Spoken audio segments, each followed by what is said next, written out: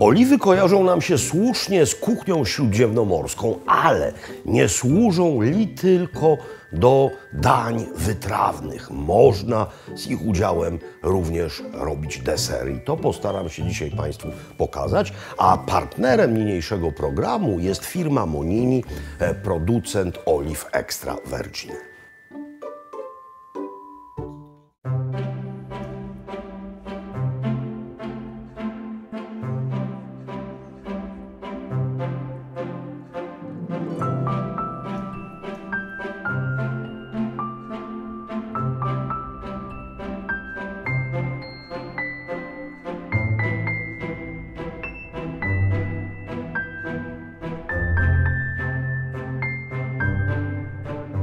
Mam nadzieję, że już doskonale wiecie, co też jawi się Waszym oczom.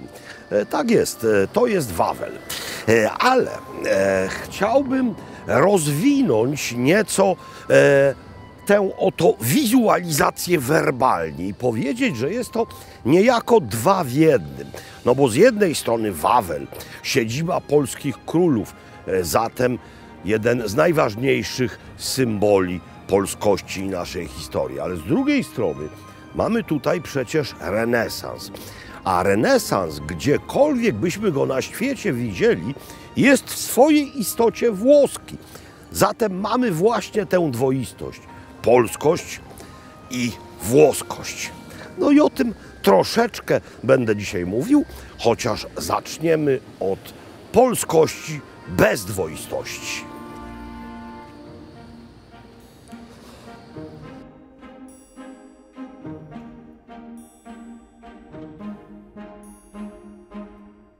Kraków ma prawie 1 milion mieszkańców i restauracje, które reprezentują kuchnię niemal z całego świata.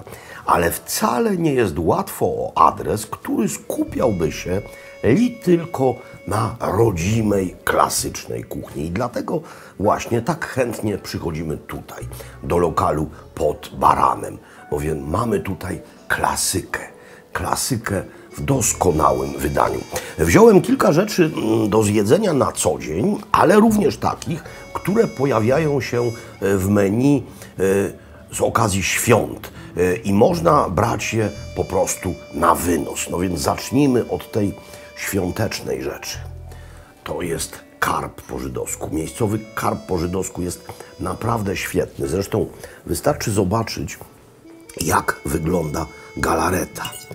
No nie jest ona ścięta jak lody Bajkału zimą.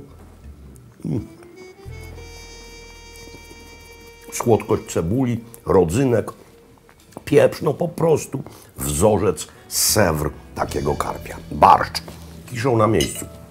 Akurat barszczu tutaj nie zamawiam, bo sam kiszę, ale przychodzę tutaj na barszcz nie w wersji wigilijnej. Mianowicie przychodzę tutaj na barszcz z kołdunami. Kołduny jagnięce mają.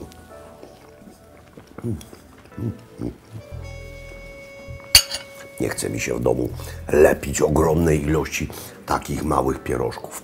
Jeśli umawiam się z kolegusami na stopkę czegoś zimnego i potrzebuję do tego śledzia, no to tu jest śledź po krakowsku. Śledź po krakowsku, czyli marynowany korzennie, ekstra rzecz. Również na Boże Narodzenie, na Wigilię grzybowa. Podawana tutaj cały rok w chlebie, ale ta wersja wigilijna jest wersją jarską. Do tego łazanki, jeśli ktoś chce. No nie będę ich tutaj teraz wrzucał. Mam nadzieję, że chleb nie zdąży rozmoknąć, zanim ja skończę gadać. Wszystko powinno być ok. Przykryję, by trzymała temperaturę, no ale zanim przykryję, to spróbuję. Ekstraktywna, doskonała. Jeśli spór jałowy pomiędzy barszczem a grzybową ma się toczyć, to ja poproszę o 2 wigilie. No i coś, co postawi na nogi każdego. Flaki, jakby powiedzieli w Warszawie. Flaczki podawane tutaj, a jakże, z parmezanem. Kleiste. To już widać. I po prostu majerankowe, pieprzne.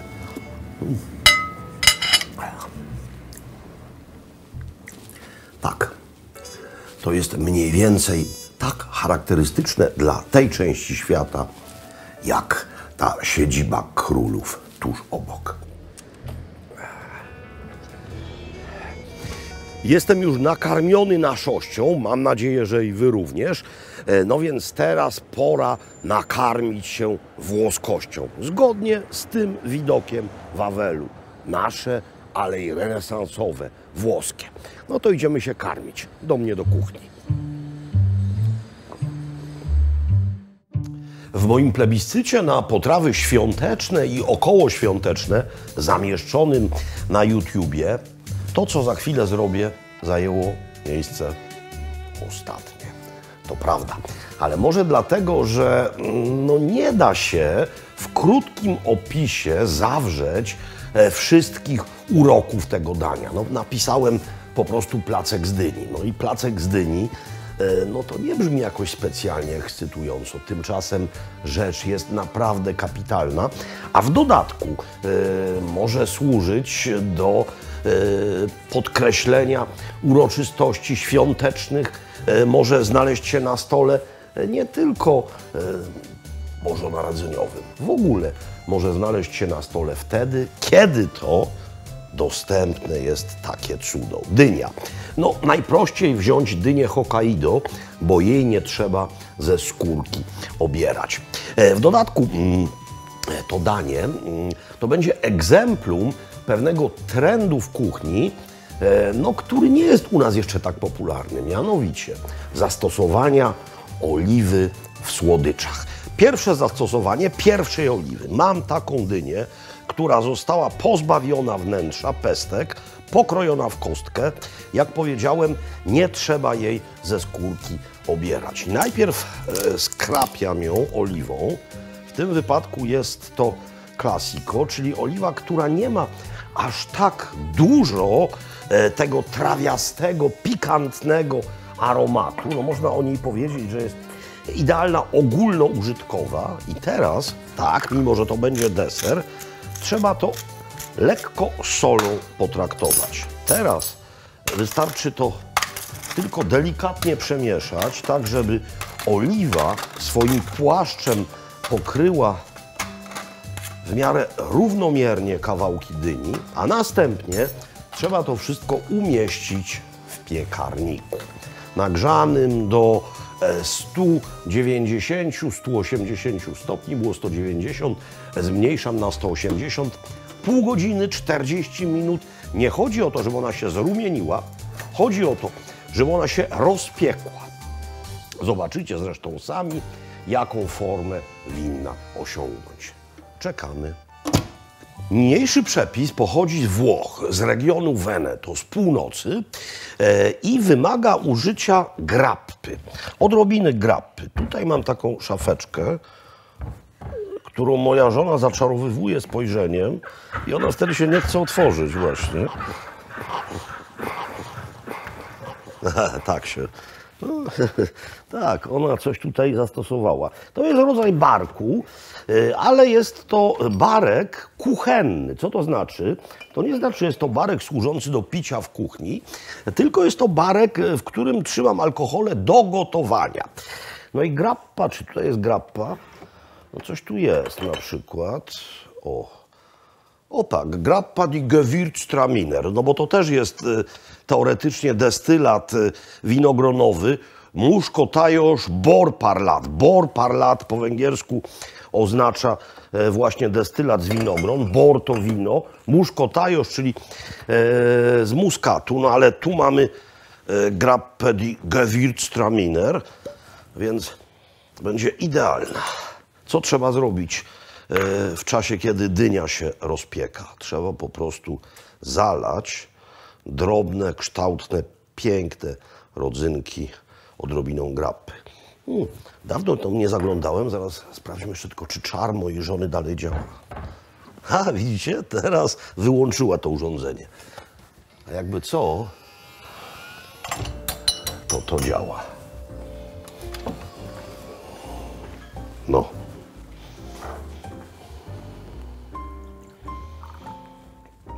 Sprawdźmy stopień rozpieczenia dyńki od strony ze skórką. Idealnie miękkie, nieprzyrumienione, w porządku. Więc teraz to wyłączamy. Chociaż jeszcze piekarnik będzie dzisiaj używany, to niech chwilę ostygnie. Teraz proces miksowania. Mianowicie trzeba zmiksować dynię razem z migdałami. Ja kupiłem już migdały bez skórki, natomiast jeśli kupicie ze skórką, to trzeba je po prostu zalać wrzątkiem i potem skórkę zdjąć. Nie kupujcie migdałów w płatkach do tego akurat, gdyż one nie mają aż tak dobrego smaku. I teraz najpierw w całości migdały, teraz łyżka, ścierka, trochę dyni do środka na początek, tak żeby była jakaś materia miększa i będziemy to stopniowo miksować razem z oliwą. Pamiętacie, tutaj jest oliwa, tutaj jest trochę soli. Dobra, na początek tyle wystarczy i to powinno chwycić. I mikser i najwyższe obroty. Blender w zasadzie.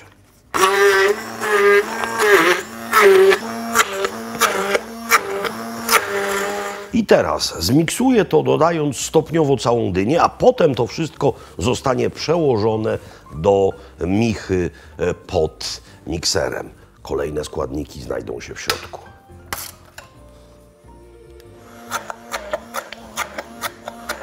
Jeśli po jakimś czasie ta masa okaże się potwornie kleista i stwardnieje na tyle, że uznacie, że nie miksuje się dalej, to jest kolejny składnik, który znajdzie się w środku, który całość, no jeszcze nie dodany w całości, ale całość rozmiękczy. To jest masło po prostu. Więc na razie dodajemy tam nieco masła i zmiksujemy to właśnie z tym. To jest ciepłe, stanie się miększe.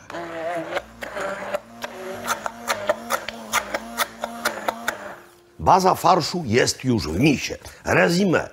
Rozpieczona dynia, pokrojona w kawałki, skropiona oliwą, potraktowana odrobiną morskiej soli, migdały, trochę masła, to wszystko zmiksowane. No i teraz pozostałe składniki farszu muszą w środku się znaleźć. No więc więcej masła i kolejne rzeczy.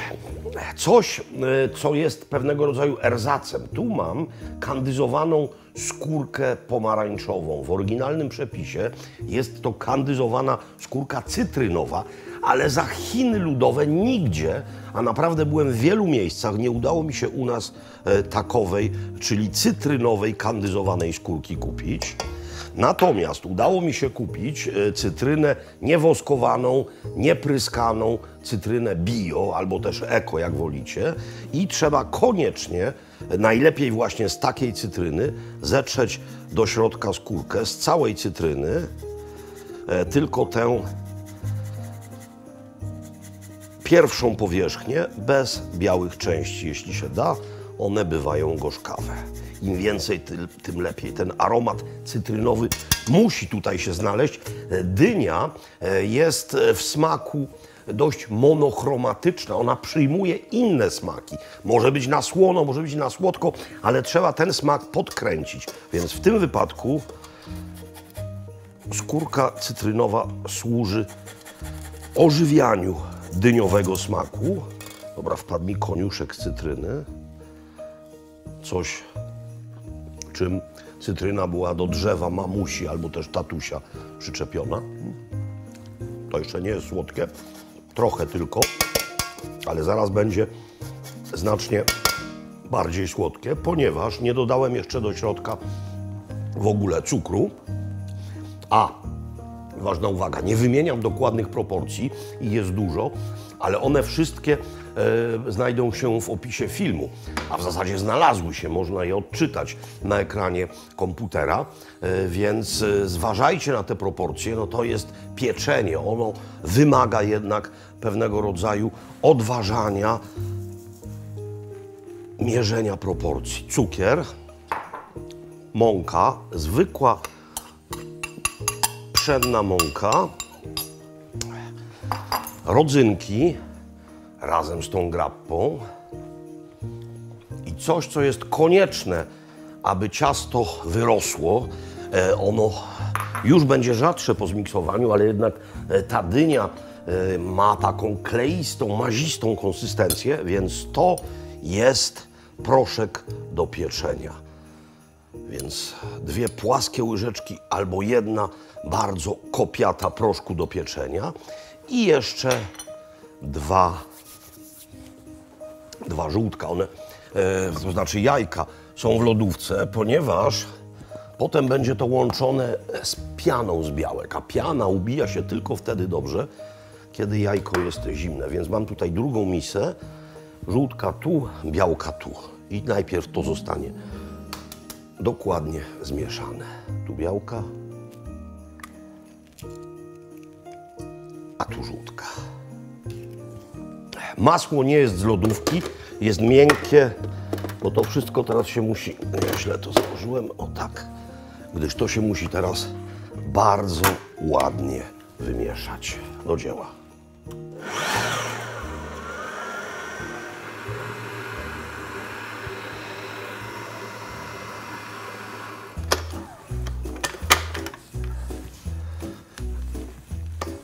Ta przystawka nie będzie mi już potrzebna, ponieważ najpierw będę ubijał pianę z białek, a potem będę to wszystko mieszał delikatnie przy pomocy innej końcówki do mieszania, więc to można zdjąć.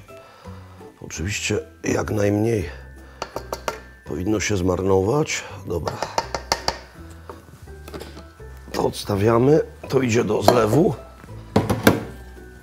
Idę dookoła, ponieważ tutaj mam sól, a jak wiadomo, żeby się dobrze ubiła piana, trzeba ją nieco posolić.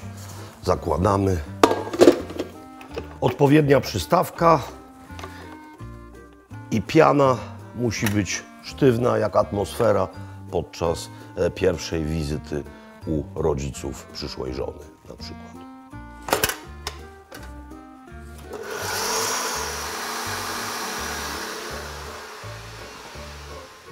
Wydaje mi się, że piana jest akuratna.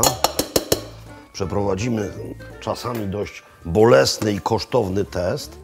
Ta-da-da. Idealna. Więc teraz przekładamy to delikatnie, bardzo delikatnie do tejże miski i bardzo delikatnie przy pomocy specjalnej przystawki będziemy to razem mieszać. Po co ta delikatność? Ano po to, żeby piana nie siadła. Chodzi o to, żeby to było puszyste. To wszystko w piecu urośnie i nam się odwdzięczy. I teraz, właśnie teraz, ostatnia czynność przed pieczeniem. Tak, to jest taka delikatna przystawka, która będzie zbierała przy okazji wszystko ze ścianek i na najmniejszych obrotach do dzieła. Ajde.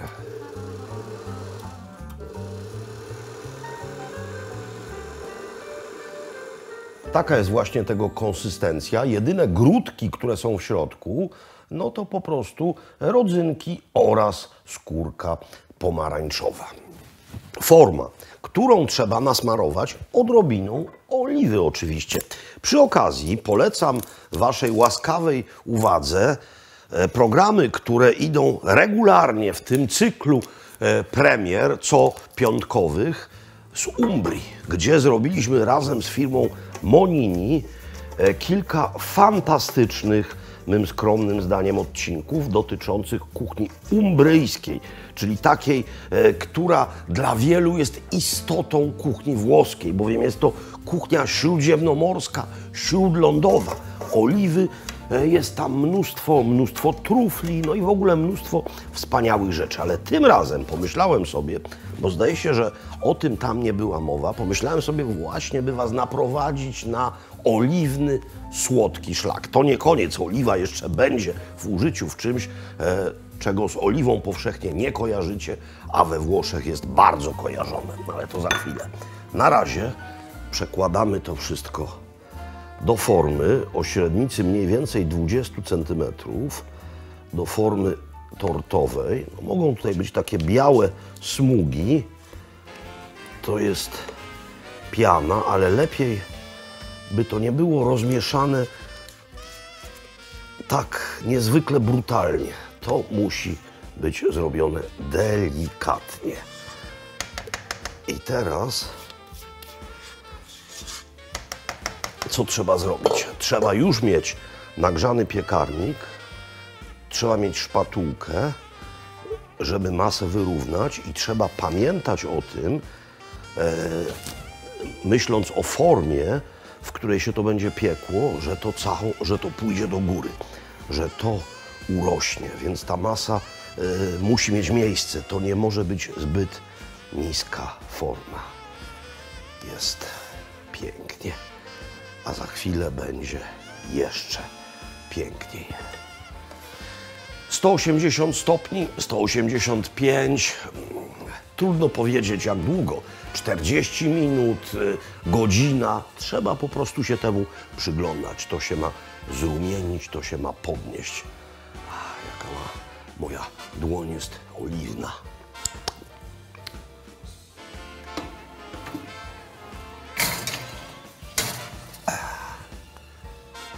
Kolorystycznie wygląda doskonale. Spójrzcie sami zresztą. Nie jest przypalone, jest zezłocone, wyrosło, ale ostateczny test. Czyli trzeba wbić tutaj patyczek drewniany i zobaczyć, jaki jest. Jest suchy. Oczywiście dostał koloru od dyni, ale nie ma tutaj żadnych kawałków placka. Znaczy, że jest ok. Czyli wyłączamy i czekamy, żeby lekko przestygło, nie szokowo, niech sobie lekko przestygnie w takim półuchylonym piekarniku. 5 minut. Pięknie przypieczony brzeg. Idealne. Jeszcze tylko trochę cukru pudru po całości. Jest trochę soli, jest trochę wytrawności, jest więcej słodyczy. No dobra. I teraz albo na ciepło, albo na zimno. To wcale nie traci, jak jest zimne. To dzięki temu, że w środku jest dynia, jest wilgotne, cudownie wilgotne i takie pozostanie. Dobra, teraz jak najładniej. Słuszny kawałek pięknego dyniowego placka. Tutaj. Ale to jeszcze nie wszystko. Porządne lody waniliowe. I zaraz wam pokażę, jak się we Włoszech lody waniliowe jada. Mianowicie lody z kawałkami prawdziwej wanilii, trochę, tak, nie dziwcie się, trochę morskiej soli. Skoro jest słony karmel, to mogą być też lekko słonawe lody. I teraz oliwa. Oliwa najbardziej ekstraktywna, jak tylko może być. Właśnie taka pikantna, właśnie taka trawiasta. I to jest arcywłoska kompozycja. To jest kompozycja doskonała. I apeluję do was, jak tylko macie chwilę, nie zapomnijcie o tym. Placek dyniowy, lody waniliowe, posolone z oliwą extra virgin. Cudowne, cudowne połączenie.